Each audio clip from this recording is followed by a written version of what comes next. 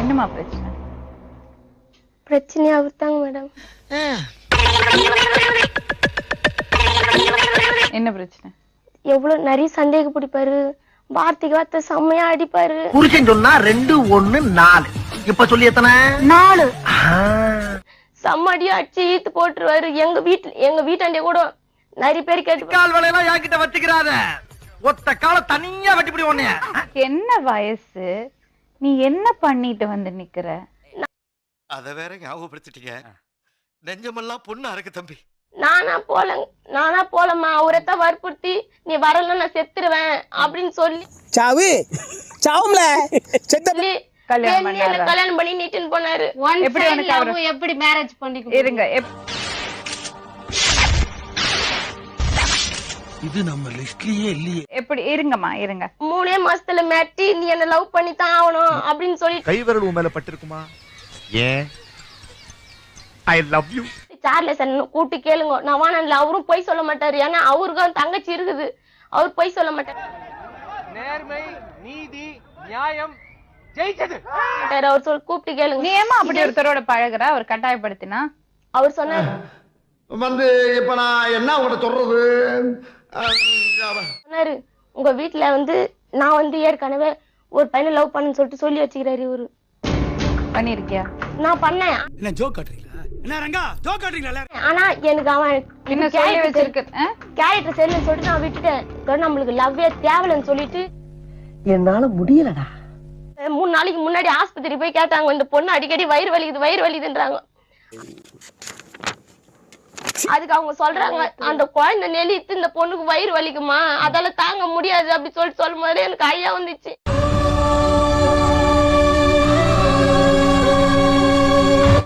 ஆஸ்பத்திரியில யார பாரு உனக்கு வயசு நம்ம தான் கேக்குறாங்க. நீ வற்புறுத்தா திறந்தவங்க கிட்ட கல்யாணம் வந்து எல்லார்கிட்ட நீ வர்ற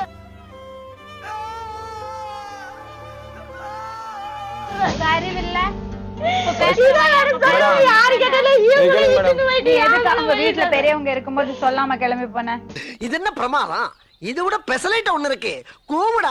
இவரே சொன்னாரு கல்யாணம் பண்ணி 3 நாள் சொன்னாரு. இந்த மாதிரி எதிர் வீட்டு பையன் ஒரு மாதிரி பாப்பான் உன்ன, நீ பாத்தானா என்கிட்ட சொல்லுன்னு சொன்னாரு.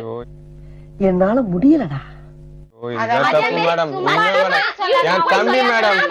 மாட்டி இவங்க போய் சொல்றாங்க, வார்த்தை போய் சொல்றாங்க. அவன் போய் சொல்றான் ரெஃப்ரி, அவன் போய் சொல்றான். யாரு கேட்டாலும் கன்சீவா இருக்கு. நான் வேற கல்யாணம் பண்ணி இருந்தா கன்சீவா இருக்கிற பொண்ணு வயித்துலயே இந்த குழந்தை வேணாம். என் கண்ணூர் நிறைய வாட்டி அடிச்சு அந்த மாதிரி அடிச்சிருந்தா நான் எப்பயோ குழந்தை செத்துட்டு இருக்கும்போது செத்துட்டு என்னால தாங்க முடியாது. ஒரு கவனிப்பா கிடையாது அந்த குழந்தை. நீங்களா யாருடா? How do I tell you? இவரு வார்த்தைக்கு வார்த்தை என்ன தப்பா பேசலையா மேடம்? அவரு கேக்குறாரு ஊர்ல போஸ்ட் வச்சு ஒட்டன் சொல்லிட்டு அடங்கம்மால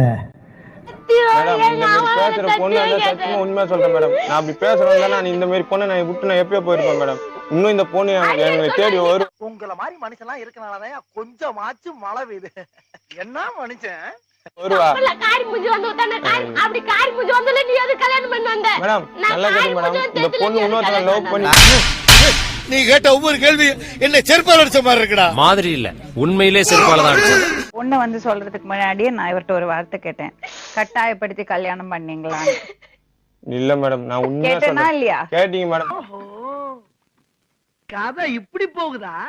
அது பண்ணிட்டா நான் அவ எப்படியாவது வீட்டுக்கு வந்து சொன்னாரு. அப்பவே எனக்கு புரிஞ்சு போச்சு இவர் கட்டாயப்படுத்தி கல்யாணம் பண்ணிருக்காருன்னு. அதுதான் உண்மை.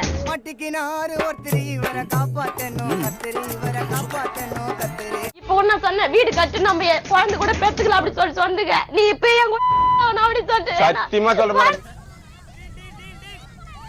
யார் சாமி இவன்? இந்த மாதிரிலாம் அடி பாரு, செம்ம அடி வாங்கிக்கிறேன்.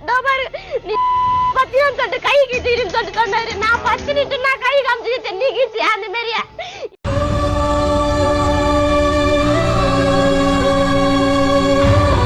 எங்க போனாலும் சரியா வயசுதான் கேக்குறாங்க. இவங்க ஊர் நர்ஸ் என்ன சொல்றாங்க, உன்னால சத்தியமா தாங்க முடியாதுமா இந்த குழந்தைய, உனக்கும் வயசு இல்ல. நான் அவரு கூட போக மாட்டேன்.